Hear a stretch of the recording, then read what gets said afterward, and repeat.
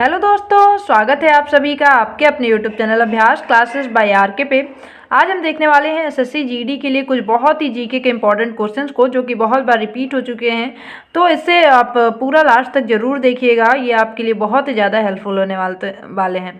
तो आइए स्टार्ट करते हैं और पहले क्वेश्चन को देखते हैं। तो जो हमारा पहला क्वेश्चन है, भारत के संविधान में निम्न में से किसके विरुद्ध अभियोग चलाने का प्रावधान नहीं है? तो पहले तो इसका राइट आंसर क्या हो जाएगा? तो इसका राइट आंसर हो जाएगा राज्य के राज्यपाल। अगर बात करें भारत के संविधान के, तो भारत के संविधान में राष्ट्रपति, भारत के मुख्य न्यायाधीश तथा उपराष्ट्रपति, इन सभी के ऊपर महाभियोग चलाने का प्रावधान है। लेकिन राज्यपाल की अगर बात करें तो संविधान में किसी भी प्रक्रिया का उल्लेख नहीं किया गया है महाभियोग के विषय में। केवल 156 आर्टिकल जो है 156(2) के तहत राज्यपाल अपनी इच्छा से राष्ट्रपति को लेख लिखकर अपना त्यागपत्र दे सकते हैं। तो एक यही प्रावधान है, इसके अलावा कोई ऐसा प्रावधान नहीं है। तो ऑप्शन नंबर बी जो है बिल्कुल करेक्ट है। अगला क्वेश्चन देखते हैं कि कंप्यूटर में डाटा का किस रूप में भंडारण होता है? तो बाइनरी सिस्टम होता है कंप्यूटर में, जो कि 0 और 1 की भाषा को समझता है, जिसे बाइनरी भाषा कहते हैं। तो ऑप्शन नंबर डी जो है बिल्कुल करेक्ट है। अगला है हमारा कि संविधान के किस अनुच्छेद के प्रावधानों के अंतर्गत भारत सरकार ने भारत रत्न और पद्मश्री को प्रारंभ किया? तो बात करें तो इसका राइट आंसर हो जाएगा ऑप्शन नंबर डी, अनुच्छेद 18। अनुच्छेद 18(1) के अंतर्गत भारत सरकार ने भारत रत्न तथा पद्मश्री सम्मान को प्रारंभ किया था। बात कर ले थोड़ा, तो 18 जो 1 है, जो आर्टिकल 18(1) है, वो क्या कहता है कि राज्य जो है सेना तथा विद्या संबंधी सम्मान का प्रावधान कर सकती है। ये आर्टिकल 18(1) के तहत कहा गया है। अब बात करें आर्टिकल 15 की, तो आर्टिकल 15 में क्या है? तो धर्म, मूल, वंश, जाति, लिंग तथा जन्म स्थान के आधार पर भेदभाव का प्रतिषेध करता है आर्टिकल 15। आर्टिकल 16 क्या करता है? तो आर्टिकल 16 की बात करें तो ये लोक नियोजन की जो अवसर है उसमें समानता प्रदान करता है। और आर्टिकल 16 आर्टिकल 17 की बात करें तो ये तो बहुत बार पूछा गया है, अस्पृश्यता का अंत मतलब छुआछूत का निषेध करता है, विरोध करता है आर्टिकल 17। अगला क्वेश्चन देखते हैं, भारत में कृषि आयकर लगाया जा सकता है, किसके द्वारा लगाया जाता है? तो इसका राइट आंसर हो जाएगा ऑप्शन नंबर बी, राज्य सरकारों के द्वारा।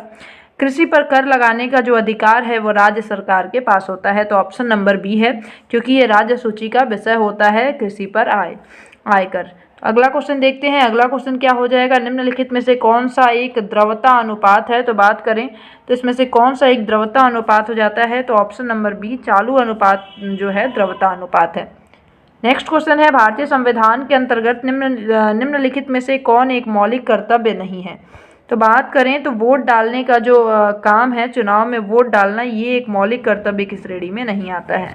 बात करें तो वैज्ञानिक कागजों को विकसित करना, लोक संपत्ति की सुरक्षा करना, संविधान को मानना एवं इसके आदर्शों की कदर करना, ये सभी मौलिक कर्तव्यों के अंतर्गत आता है। बात कर ले थोड़ा मौलिक कर्तव्य की, तो हमारा जो मूल संविधान था उसमें एक भी मौलिक कर्तव्य नहीं थे।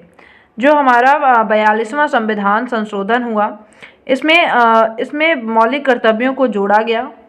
जो 42वें संविधान संशोधन में कितने जोड़े गए? तो 10 मौलिक कर्तव्य जोड़े गए, ये हमें ध्यान रखना है। और ये अगर बात करें तो 11 मौलिक कर्तव्य हैं वर्तमान में। 11वां कब जोड़ा गया? तो 86वां संविधान संशोधन 2002 में 11वां मौलिक कर्तव्य जोड़ा गया। तो हमारे मूल संविधान में एक भी मौलिक कर्तव्य नहीं थे। 42वें संविधान संशोधन 1976 के तहत 10 मौलिक कर्तव्यों को जोड़ा गया और आर्टिकल 51(a) को शामिल किया गया और भाग 4(a) को शामिल किया गया।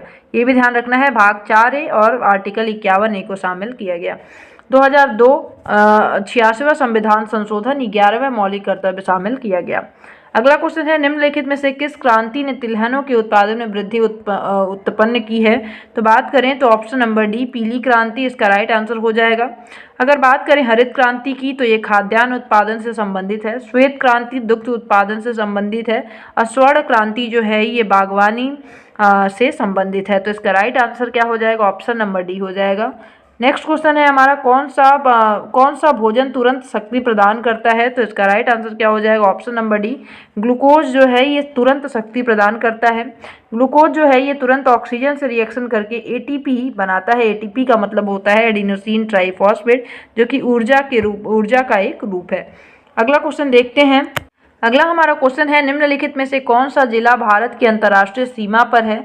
तो इसका राइट आंसर क्या होगा? इसका राइट आंसर हो जाएगा ऑप्शन नंबर सी, किन्नौर जो जिला है ये अंतर्राष्ट्रीय सीमा पर लगता है। बात करें तो ये किन्नौर जिला हिमाचल प्रदेश में है और ये अंतर्राष्ट्रीय सीमा पर स्थित है, तो ऑप्शन नंबर सी इसका करेक्ट हो जाएगा। अगला हमारा मोनोजाइट किसका अयस्क है, तो मोनोजाइट जो है ये थोरियम का अयस्क है। बात कर ले थोड़ा तो मोनोजाइट थोरियम का प्रमुख अयस्क है। विश्व का 75% जो थोरियम है वो कहाँ उत्पादन किया जाता है, तो दक्षिण भारत में पाया जाता है। तो विश्व का 75% थोरियम दक्षिण भारत में पाया जाता है, मेनली केरल के तटों पर। अगला क्वेश्चन देखते हैं। अगला हमारा क्वेश्चन है, निम्नलिखित किसके शासनकाल में मुगलों और मराठाओं के बीच द्वंद्व आरंभ हुआ, तो इसका राइट आंसर क्या हो जाएगा, इसका राइट आंसर हो जाएगा option number C, Aurangzeb. Aurangzeb इसका बिल्कुल ही करेक्ट आंसर है। बात करें मराठा साम्राज्य की तो इसकी स्थापना शिवाजी के द्वारा की गई और पहली बार जब मुगलों से इनकी लड़ाई हुई तो वो 1657 का समय था और उस टाइम पे जो वायसराय था वो औरंगजेब था। अगला क्वेश्चन देखते हैं। अगला हमारा क्वेश्चन है, एक सहकारी समिति के गठन के लिए न्यूनतम कितने सदस्यों की आवश्यकता होती है, तो इसका राइट आंसर क्या हो जाएगा, इसका राइट आंसर हो जाएगा ऑप्शन नंबर डी, 10 सदस्यों की आवश्यकता होती है। अगर बात करें तो सहकारी समिति लोगों का एक ऐसा संघ होता है जो अपने पारस्परिक लाभ जैसे कि सामाजिक, आर्थिक, सांस्कृतिक इन सभी के लिए सुरक्षा पूर्वक सहयोग करता है। तो इसमें 10 सदस्य होते हैं, तो ध्यान रखना ऑप्शन नंबर डी करेक्ट है। अगला हमारा क्वेश्चन है, पश्चिमी घाट क्या है, तो पश्चिमी घाट की अगर बात करें तो इसका राइट आंसर हो जाएगा ऑप्शन नंबर सी, पठारों का ढलान है पश्चिमी घाट। ध्यान रखना है पश्चिमी घाट कहाँ से कहाँ तक है, तो गुजरात से महाराष्ट्र, फिर उससे होते हुए गोवा, कर्नाटका, केरल, तमिलनाडु से कन्याकुमारी तक ये जाके समाप्त होता है। तो गुजरात से लेकर के कन्याकुमारी तक का जो तट है ये पश्चिमी तट के नाम से जाना जाता है, पश्चिमी घाट के नाम से जाना जाता है। अगला क्वेश्चन देखते हैं, अपने स्वयं के प्रयोग के लिए मालिक द्वारा किए गए वस्तुओं के मूल्य को किस खाते में क्रेडिट किया जाता है, तो इसका राइट आंसर हो जाएगा ऑप्शन नंबर सी, खरीद खाता में। नेक्स्ट क्वेश्चन देखते हैं। अगला हमारा क्या है, निम्नलिखित किस सम्राटों के शासनकाल में भारत का पहला मुद्रा रुपया मुद्रित किया गया था, तो वर्तमान का जो रुपया है सबसे पहले किसके शासनकाल में चलाया गया था, तो ऑप्शन नंबर सी करेक्ट है, शेरशाह सूरी। सूरी वंश के संस्थापक थे ये, हुमायूं को हरा करके भारत में सूरी वंश की स्थापना की। तो शेरशाह सूरी के समय में ही सबसे पहले रुपया चलाया गया था, मुद्रा रुपया को जारी किया गया था, जो कि आज के रुपये का अग्रदूत था। अगला क्वेश्चन देखते हैं, शहद का प्रमुख घटक क्या है, तो शहद का प्रमुख घटक क्या है, सुक्रोज है। ऑप्शन नंबर बी इसका बिल्कुल ही करेक्ट है। अगला क्वेश्चन देखते हैं, सॉरी यहाँ पे थोड़ा करेक्ट करिएगा, सुक्रोज नहीं, सुक्रोज तो फलों में पाया जाता है, फ्रक्टोज जो है ये शहद का प्रमुख रूप है, प्रमुख घटक है। लगभग 41% जो है वो शहद में फ्रक्टोज पाया जाता है। तो फ्रक्टोज की मैक्सिमम मात्रा होती है, फिर ग्लूकोज की कुछ मात्रा होती है, फिर पानी होता है। ध्यान रखना है शहद में फ्रक्टोज की मात्रा सबसे ज़्यादा होती है। अगला क्वेश्चन देखते हैं। अगला हमारा क्या है, अगला क्या है, अगला निम्नलिखित में से कौन राजस्व व्यय का एक उदाहरण है, तो इसका राइट आंसर क्या हो जाएगा, ऑप्शन नंबर सी, एक प्रिंटर की मरम्मत जो है एक राजस्व व्यय का उदाहरण है। नेक्स्ट क्वेश्चन क्या है कि निम्नलिखित किन में कार्बन नहीं पाया जाता है, तो बात करें किन में कार्बन नहीं होता है, तो इसका राइट आंसर हो जाएगा ऑप्शन नंबर डी, इनमें से कोई नहीं, क्योंकि डायमंड हो गया, कोयला हो गया, ग्रेफाइट हो गया, ये डायमंड और ग्रेफाइट तो कार्बन के अपरूप हैं, कोयला भी कार्बन का ही रूप है। तो ध्यान रखना है ऑप्शन नंबर डी जो है बिल्कुल करेक्ट हो जाएगा, क्योंकि इन तीनों में ही कार्बन पाए जाते हैं और पूछा गया है किसमें कार्बन नहीं पाया जाता है।